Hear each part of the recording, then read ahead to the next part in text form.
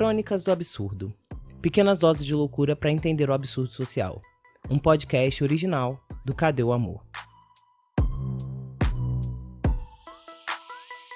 Bem, como vocês puderam notar, o podcast mudou de nome, mudou de plataforma, mudou de formato. Agora você pode ouvir o nosso podcast Crônicas do Absurdo diretamente no Spotify, no Google Podcast, no Breaker, Pocket Cast, Rádio Public, enfim. Onde tem podcast, você pode ouvir o Crônicas do Absurdo. E não se preocupe se você está se perguntando, e os episódios do antigo Rascast Coração, que era o nome do nosso podcast? Bem, você escuta os episódios do Rascast Coração também aqui, tá? Todos os episódios estão aqui no Spotify, estão no YouTube também, no nosso canal. Se você não segue ainda o nosso canal no YouTube, vá lá, se inscreva, youtube.com/c/cadêoamor, e você pode ouvir os episódios antigos, tanto no YouTube quanto na plataforma original onde ele ficava, que era no SoundCloud, mas você também escuta ele aqui no Spotify, no Google Podcast, em todas as plataformas onde a gente está disponível. Todos os links vão estar na descrição se você estiver ouvindo esse episódio pelo YouTube. O episódio de hoje eu queria falar um pouco sobre o projeto de desmonte do SUS. Esse episódio ele vai ser dividido em duas partes. A primeira parte você escuta aqui no Crônicas do Absurdo. A segunda parte vai sair num vídeo lá no nosso canal no YouTube. Por isso eu digo que é sempre muito importante você seguir o Cadê o Amor em todas as redes sociais, no YouTube, no Spotify, no Instagram e no Facebook. A gente tem conteúdos diferentes para as plataformas. Siga a gente então em todas as redes sociais para ficar por dentro de todo o conteúdo que a gente está criando e trazendo aqui para vocês. Essa proposta neoliberal de privatização do Sistema Único de Saúde não é novidade, né? E assim que percebeu a recepção negativa, né, da população, o presidente voltou atrás, né? E por que eu tô trazendo esse assunto hoje? Eu fico um pouco surpreso de em 2020 a gente precisar estar debatendo esse tipo de questão. E então eu resolvi fazer essa série que vai ser em duas partes, né? Essa primeira parte aqui no podcast, aqui no Crônicas do Absurdo, e a segunda parte vai sair num vídeo lá no Cadê o Amor, sobre o futuro do passado. O porquê que eu tô chamando o futuro do passado, né? A gente pensa década de 60, década de 70, enfim, né? Filmes de ficção científica, filmes futuristas, né? Onde previa-se que em 2020, né? Ou nesse período em que a gente está vivendo hoje, a gente estaria falando sobre grandes avanços tecnológicos e sociais. Então, a gente estaria vivendo um período de epifania, vamos dizer, a gente estaria vivendo o auge da ciência e da tecnologia, que ia estar num ponto tão avançado que ia estar literalmente mudando a nossa forma de estar e de existir, e de ser, e de conviver em sociedade, né? Então a gente estava falando, naquele período de clones, a gente falava sobre inteligência artificial, sobre robôs, a gente falava sobre carros voadores, né? A gente falava sobre coisas que, estando em 2020, me assusta pensar que a gente está discutindo se a Terra é redonda ou não, que a gente está discutindo se vacina é tóxica ou é bom para a saúde, e se a gente está discutindo se o Sistema Único de Saúde deve ser privatizado ou não, né? A gente chegou a um ponto da sociedade, da nossa história na humanidade, que a gente está negando qualquer teoria evolucionista, né? A gente começa a perceber que evolução não necessariamente significa que algo melhora, né? Evolução pode significar também que algo se transforma ao ponto de regredir. Nesse momento, eu fico me perguntando, né? Diante de um cenário sanitário tão macabro que a gente está vivendo em 2020, que o mundo viveu em 2020, né? O Brasil com uma certa intensidade pelo fato de estarmos num momento da nossa história extremamente negacionista, ou seja, que a gente nega coisas que são fatos, que a gente nega dados, que a gente nega coisas óbvias, e vive um período em que, na minha concepção, as profissões de jornalismo e história estão enfrentando o pior momento de seu desenvolvimento, porque ser jornalista ou historiador nesse momento e ter que acompanhar as coisas que estão acontecendo no Brasil e ter que noticiar ou escrever e testemunhar como parte da história esses fatos é macabro. E aí, parando para pensar de que lá no passado, quando se imaginava esse futuro, né, essa coisa ficcional, né, que a gente estaria em carros voadores e pensando em evoluções, em avanços na genética, por exemplo, né? Pensa em filmes como Jurassic Park, por exemplo, sabe? Que lá já era incrível, fantástico, né? Pensar nessa possibilidade da genética, da gente trazer de volta animais que foram extintos, né? E não estou dizendo, não estou falando de ética aqui nesse sentido, né? Se isso seria correto ou não, né? Pensando na lógica do que acontece em Jurassic Park. Mas pensando nas propostas, nas ideias e nas projeções, porque basicamente era isso que se fazia quando criavam filmes de ficção científica ou livros de ficção científica, enfim, qualquer coisa que trazia essa ideia de um futuro que o avanço tecnológico, que a ciência seria literalmente tudo, né? Que a ciência seria a nossa própria forma de existir e de viver, né? Então a gente estava pensando nessa questão genética, pensando em cura de doenças, por exemplo, né? De doenças que não tinham cura naquela época. Ou a gente estava pensando em inteligência artificial, pensando de alguma forma de retardar a morte, né? Chegando a pensar até mesmo em uma coisa de vida eterna, né? O que eu particularmente não sou muito fã mais desse conceito, mas era uma proposta. Pensando em androides, pensando em ciborgues, né? No sentido de criação mesmo de próteses para pessoas com deficiência, por exemplo, ou órgãos artificiais. Então, se você tiver um problema cardíaco, você troca o seu coração por um artificial que vai fazer a função, com a vantagem de que é uma máquina, então ele não vai permitir que você morra, sabe? A gente tinha tantas projeções. Obviamente eu estou falando de um universo ficcional, tá? Então, só para deixar claro, eu estou falando de uma situação hipotética, de uma criação ficcional que foi prevista e proposta, né, por pessoas lá no passado, criadores, artistas, que imaginavam o futuro, né? E nesse futuro cabia tudo isso que eu estou dizendo.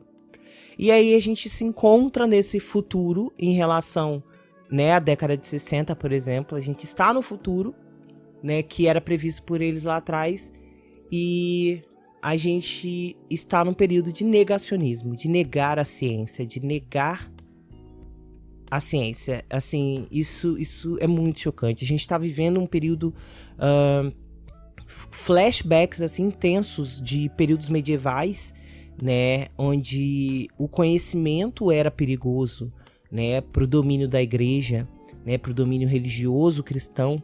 Então, a gente tem situações em que as pessoas negam a ciência ao ponto de trazer essas referências extremamente medievais, extremamente cegas. A questão do jornalismo e a história serem profissões que estão passando, talvez, por um dos piores momentos de suas histórias, né? Da história do jornalismo, da história da história escrita, né? No sentido de registrar, testemunhar os fatos e fazer uma narrativa histórica que a gente consiga entender o nosso mundo, né? Inclusive a história, a gente está negando a história também, né? Negando o passado, está num período de negacionismo de ditadura, negacionismo de escravidão, negacionismo de inquisição.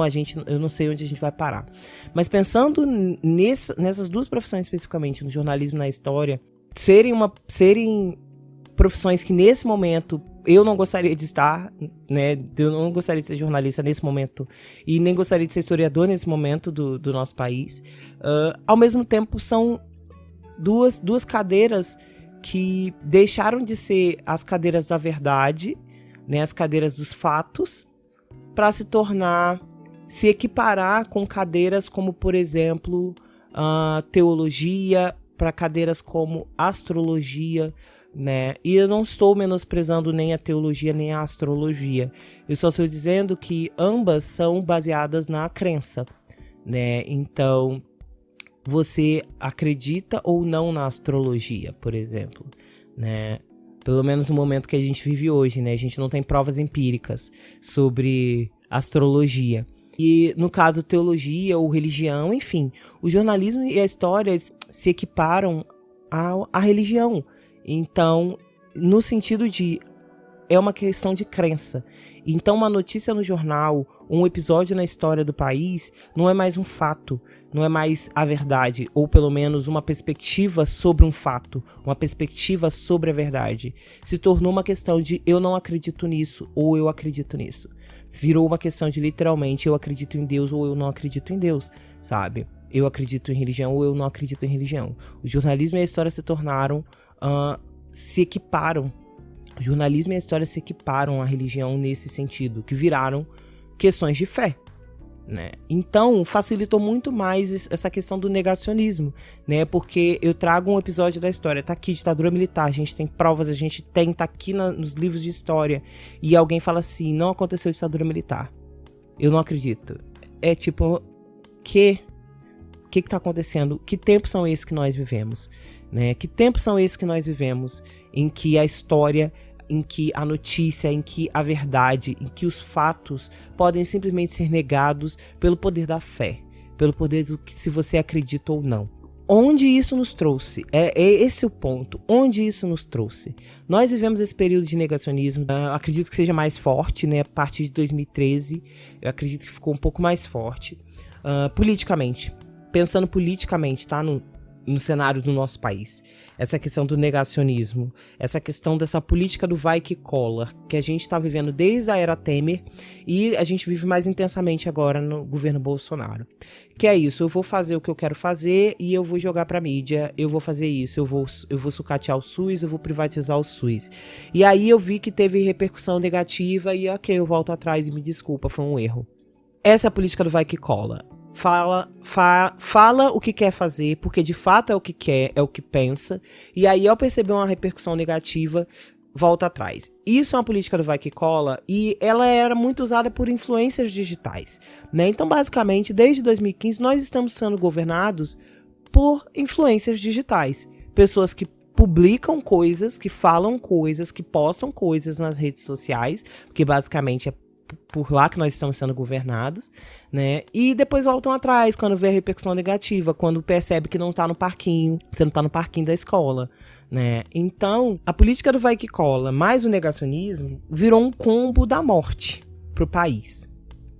A gente tá vendo não só a ascensão bizarra do neoliberalismo, como essas ações, essas baixarias, essas canalices que nós estamos vendo acontecendo no governo, né, de bullying, de xingamentos infantis, de papos infantis, aliás, de tipo, a gente vê líderes, pessoas que em tese deveriam estar pensando no bem da população, pensando no coletivo, pensando estrategicamente para agir na sociedade, apesar de oposições e divergências políticas, e estão fazendo um parquinho mesmo, basicamente isso, é um parquinho da quarta série, sabe, ou menos, um bando de crianças mimadas que estão no poder fazendo esse jogo político que é tão patético e tão canalha que vai chegar a um ponto de saturação tão grande que ele vai, entre aspas, justificar qualquer golpe que a gente venha sofrer, que a gente sabe que está sendo articulado pelos militares. Então, isso é muito preocupante, isso é muito grave, isso é muito... Isso é estratégico, né? Isso é estratégico. A política do vai que cola e o negacionismo é estratégico para poder colocar o poder nas mãos de quem, de fato, está articulando, de fato está ornamentando a lógica de funcionamento do nosso país. Então, a proposta de privatizar o SUS no meio de uma pandemia, que os números continuam subindo no nosso país, não é uma surpresa, não é novidade, especialmente porque a gente botou no poder, né, pessoas de direita, pessoas que apoiam latifundiários, pessoas que apoiam a bancada do B majoritariamente, né, que é a Bíblia, Bala e Boi, e que apoiam o neoliberalismo. Então a promessa neoliberalista tentou colocar Aécio Neves no poder, não conseguiu. Os neoliberalistas, a direita e a classe média se uniram após a derrota de Aécio Neves para articular o golpe que ia destituir Dilma em 2015. E destituiu, com essa promessa do neoliberalismo, com a promessa neoliberalista. Essa foi a grande questão. A promessa neoliberalista coloca Michel Temer no poder, e a promessa neoliberalista é o que traz esse horror, esse medo da esquerda, né? Então a gente viu, por exemplo, cidades como Rio de Janeiro, que coloca o bispo lá como prefeito pelo medo terrível da esquerda, sabe? Por essa política, essa política medieval novamente, né? De negacionismo, de vai que cola, e desse medo infundado da verdade, dos fatos, esse medo infundado de qualquer coisa que contraria o poder, que contraria o status quo. E aí coloca essa coisa no poder e a coisa só faz merda, verdade seja dita, que foi tudo que o bispo fez na prefeitura, e ainda tem a cara de pau de concorrer à reeleição. E com chances, é isso que me surpreende mais ainda, com chances de vitória. Isso é o que é mais surpreendente. E o medo da esquerda, esse medo doido que a população tem de partidos de esquerda, de que eles chamam de comunistas ou socialistas, e esse medo infundado de entender que o neoliberalismo está fazendo por você, trabalhador, por você pobre, por você pessoa negra, por você pessoa LGBT, por você mulher. O que o neoliberalismo está fazendo por você? E aí chegamos no ponto auge 2020, projeto de privatização do SUS, enfim, né, com todas as letras, porque esse projeto é antigo. Esse projeto é antigo, né? O projeto sucatear o SUS, cortar verbas para o SUS. Vocês lembram dessa PEC, que a gente chamava de PEC do fim do mundo, né? Que foi aprovada no governo Temer, que congelava investimentos em educação e saúde por 20 anos. Vocês lembram que isso aconteceu? Vocês lembram que a gente brigou, que os estudantes ocuparam a escola, que os estudantes foram para Brasília, né? Que soltaram a cavalaria em cima dos estudantes? Vocês lembram desses fatos? Então, foram fatos históricos, né? Que a gente não pode esquecer, né? Ficar acreditando em corrente no WhatsApp. São fatos históricos que aconteceram e a gente perdeu. A PEC do fim do mundo foi aprovada. Foi congelado verbas para saúde e educação por 20 anos. Sabe o que acontece quando você congela a verba para saúde? Por 20 anos, você sucateia a saúde. Você sucateia a saúde pública. Então você vai chegando a um ponto de sucateamento dela tá tão precária, tão aos frangalhos, tão quebrada, que você que é usuário do sistema de saúde pública vai reclamar, porque você reclama, e você está no direito de reclamar. Mas você vai reclamar tanto, você vai estar tão insatisfeito com esse sistema que vão fazer você acreditar que privatizar é a solução. Ou seja, eles criam um problema para te vender a solução e você acredita nela. Esse é o grande projeto. A gente fala em plano de gestão neoliberal e nesse projeto do sucateamento do SUS há muito tempo. Há muito tempo. Isso que aconteceu, que o presidente falou, vamos privatizar o SUS, assinou o decreto e depois voltou atrás, né? E isso foi apenas a concretização de um sonho antigo do neoliberalismo. Um sonho antigo do neoliberalismo, que é privatizar o SUS.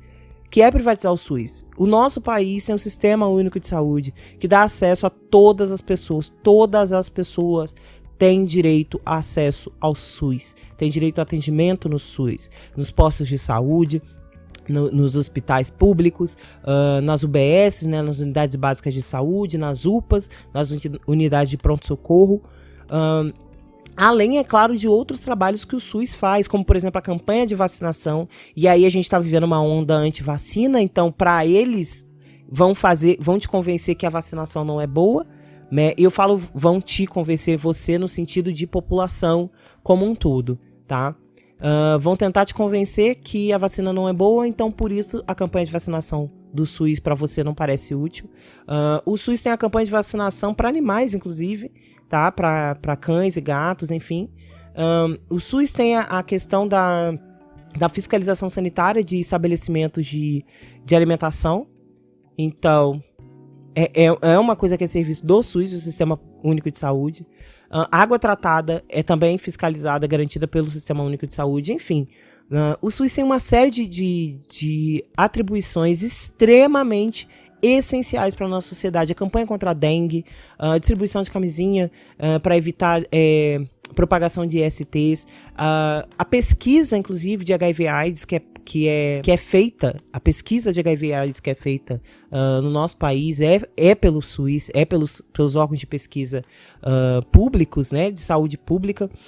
Então a gente tem uma série de coisas que o SUS promove e faz, que independente se você nasceu em berço de ouro e usa plano de saúde desde que você nasceu, se você já comeu num restaurante, você agradeça ao SUS. Se você bebe água, né, filtrada, limpa, sem doenças e sem bactérias infeccionando a sua água, infestando a sua água, você agradeça ao SUS. Mas eu não tô aqui para defender o SUS, né, tentando convencer você que acha que não precisa do SUS. Eu tô aqui para defender o SUS no sentido de a gente não tem tempo para perder tentando explicar para a pessoa que defende esse projeto de gestão neoliberal por que ela precisa do SUS. O meu objetivo nunca foi, né, em vários episódios, tanto no podcast quanto no canal no YouTube, vocês já me ouviram falar isso. O meu objetivo não é educar quem já escolheu um lado, né? O meu objetivo não é dialogar com quem já escolheu um lado, né? Se você já escolheu, se você está convicto da sua escolha,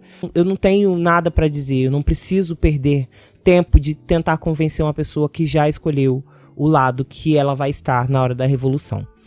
O meu objetivo aqui é explicar para você que tem visto esse debate e não consegue entender a profundidade desse debate, né? Porque realmente é um assunto, especificamente nesse tempo que a gente está vivendo como eu disse, vai que cola, né? De coisas que acontecem num dia, no dia seguinte volta atrás, ou no outro dia muda tudo, né? A gente tá vivendo um período de incertezas constantes, de instabilidade política, sabe? E além da questão da pandemia que a gente tá vivendo, então a gente tá vivendo um período bem tenebroso na história do nosso país, né? E acaba ficando um pouco complicado a gente filtrar todas as informações, tudo que tá acontecendo. E é por isso que eu tô trazendo essa série. Como eu disse, ela vai ser dividida em 2 partes, tá? Para o episódio não ficar muito extenso. Ela vai ser dividida em 2 partes. Essa aqui um pouco mais profunda, com mais reflexões sobre o que está acontecendo na questão do desmonte, né? Desse projeto de desmonte do SUS, que é um projeto antigo. E lá no canal no YouTube eu vou falar mais especificamente sobre as funções, sobre as coisas que o SUS promove, sobre as coisas que o SUS traz para a população, para a sociedade, e por que a gente deve defender o SUS, né? E por que você não pode deixar esse assunto ser uma questão de fé, ser essa questão de crença, como se tornou a história e o jornalismo, né? De você acreditar ou não, né? A gente tá vivendo nesse período, nesse futuro do passado, só que não é exatamente o que foi previsto pelos filmes de ficção que a gente tanto gostava quando éramos crianças e adolescentes, né? A gente está vivendo um período medieval que é bizarro, é macabro. Ele envolve censura, ele envolve periculosidade daqueles que detêm o conhecimento. Então, obviamente, as universidades vão ser atacadas como foram. Os centros de pesquisa, a ciência vai ser atacada. Qualquer um que detém o conhecimento vai se tornar uma pessoa subversiva e perigosa para um governo ou para um projeto de governo que visa cada vez mais manipular informações e convencer a sociedade que coisas que estão ao seu serviço, que estão ali para ela, são coisas que estão ali para prejudicá-la. Então, como eu disse, eles vão criar a doença e te vender a cura. A gente tem que ficar atento a essas propostas e entender que elas não surgiram do nada, que elas são projetos antigos. Esse episódio vai parar por aqui, mas ele vai continuar lá no YouTube, tá? No nosso canal no YouTube, onde eu vou falar especificamente sobre o SUS e as ações do SUS dentro da sociedade, especificamente pensando no cenário de pandemia. Se você tá ouvindo esse episódio aqui no YouTube, é só você clicar no izinho aqui em cima, que você vai ser direcionado para o vídeo seguinte dessa série, em 2 episódios, sobre o projeto de desmonte no SUS. Se você tá no Spotify, segue a gente lá no YouTube para você poder acompanhar a continuação desse episódio. E esse foi o episódio aqui do Crônicas do Absurdo. Eu espero que vocês tenham gostado. Se você gostou, não deixa de se inscrever aqui, de seguir a gente no Spotify. Se você está ouvindo esse episódio pelo YouTube, se inscreva no canal, curte esse vídeo, compartilhe com seus amigos. Não deixe de curtir a nossa página no Facebook e seguir a gente no Instagram, tá? A gente tem conteúdo em todas as plataformas. Então, eu espero vocês no próximo episódio.